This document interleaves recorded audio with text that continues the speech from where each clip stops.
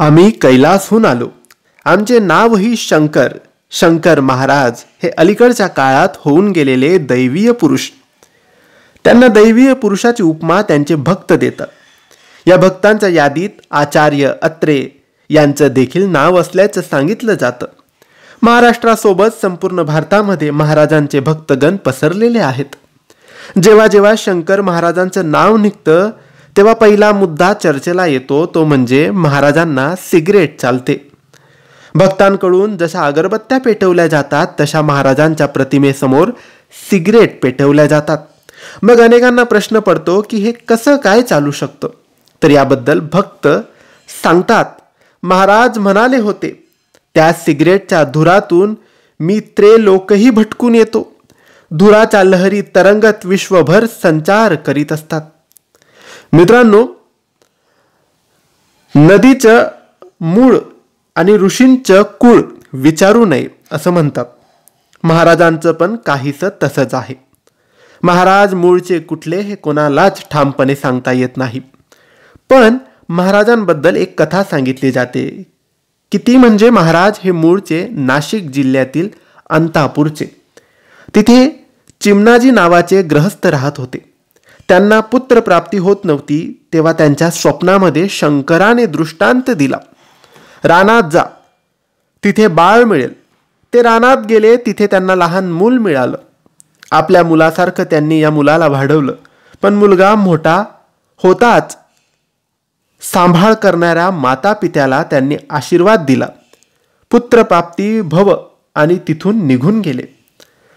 स्वतःच्या आईवडिलांनाच अपत्य प्राप्तीचा आशीर्वाद देणारे महाराज अशी कथा त्यांच्याबाबत सांगितली जाते. भक्तांकडून केला जाणारा दुसरा दावा म्हणजे महाराजांचं वय 162 वर्ष होतं. याबाबत पुण्याच्या डेक्कन कॉलेजच्या प्राध्यापक असणाऱ्या भालचंद्र देव यांनी महाराजांना विचारलं होतं, महाराज तुमचं वय काय? तेव्हा महाराज म्हणाले होते, मी पेशव्यांसोबत जेवणाच्या पंक्तीला बसलोय तेव्हा महाराजांचं वय 150 वर्ष होतं.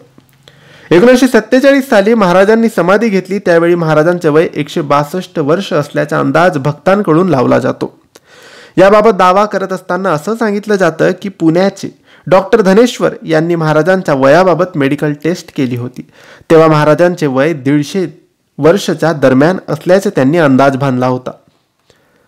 हा तिसरा दावा. जेव्हा भक्त मंडळी दर्शनाला येत तेव्हा महाराज प्रत्येकासोबत त्यांच्या मातृभाषेतूनच बोलत असत. एक रशियन जोडपे महाराजांबाबत ऐकून त्यांच्या दर्शनाला आले होते.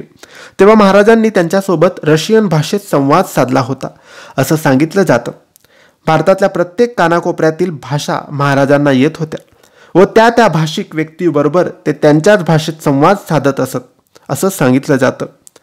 महाराजांना आवडता आकडा 13 होता. महाराजांच्या जन्माबाबत दंतकथा असल्या तरी महाराजांचा जन्म 13 तारखेला झाल्याचं सांगितलं जातं. या बाबतीत देखील एक दंतकथा सांगण्यात येते. ती म्हणजे महाराजांच्या समाधीनंतर 54 वर्षांनी माधवनाथ बाबा पावागडचा डोंगर उतरत असताना त्यांना महाराजांचे दर्शन झाले. महाराजांनी 10 हॉटेलमध्ये चहा पिला व प्रत्येक ठिकाणी 13 रुपये इतकंच बिल दिलं. महाराजांनी प्रत्येक वेळी 100 रुपयाची नोट दिली पण पैसे परत घेतले नाही असंही सांगितलं जातं.